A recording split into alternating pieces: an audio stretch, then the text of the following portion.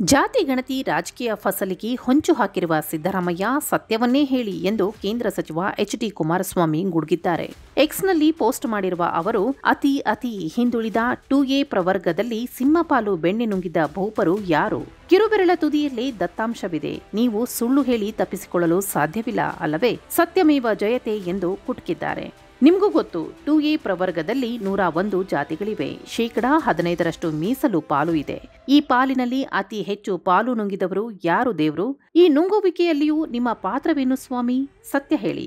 ಕಳೆದ 15ರಿಂದ 20 ವರ್ಷಗಳಲ್ಲಿ ABCD ಗ್ರೂಪ್ಗಳಲ್ಲಿ ನಡೆದಿರುವ ನೇಮಕಾತಿ, ವೃತ್ತಿಪರ ಕೋರ್ಸ್ ಪ್ರವೇಶ, ಇನ್ನಿತರೆ ಎಲ್ಲಾ ಸೌಲಭ್ಯಗಳ ಅಂಕಿ ಅಂಶ ಸುಳ್ಳು ಹೇಳುವುದಿಲ್ಲ, ಹೌದಲ್ಲವೇ ಎಂದು ಪ್ರಶ್ನಿಸಿದ್ದಾರೆ.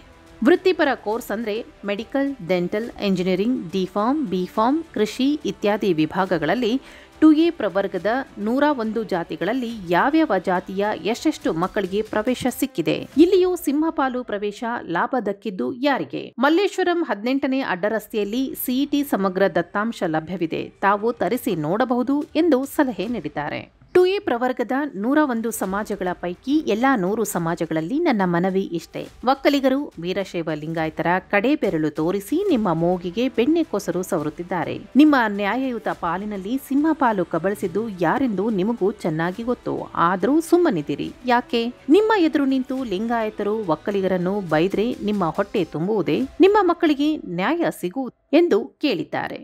ಅತಿ ಹಿಂದುಳಿದ 2A ಪ್ರವರ್ಗದಲ್ಲಿ ಅತಿ ಹೆಚ್ಚು ಪಾಲು ಬೆಣ್ಣೆ ತಿಂದವರು ಯಾರು? ಈಗಲಾದರೂ ಸತ್ಯ ಹೇಳಿ ಸಿದ್ದರಾಮಯ್ಯನವರೇ, ನಿಮ್ಮಿಂದ ಉತ್ತರ ನಿರೀಕ್ಷಿಸುತ್ತೇನೆ. ಸತ್ಯಮೇವ ಜಯತೆ, ಸತ್ಯಕ್ಕೆ ಜಯವಾಗಲಿ. ಜಾತಿ ಗಣತಿಯಲ್ಲ, ದ್ವೇಷ ಗಣತಿ ಎಂದು ಆಕ್ರೋಶ ವ್ಯಕ್ತಪಡಿಸಿದ್ದಾರೆ.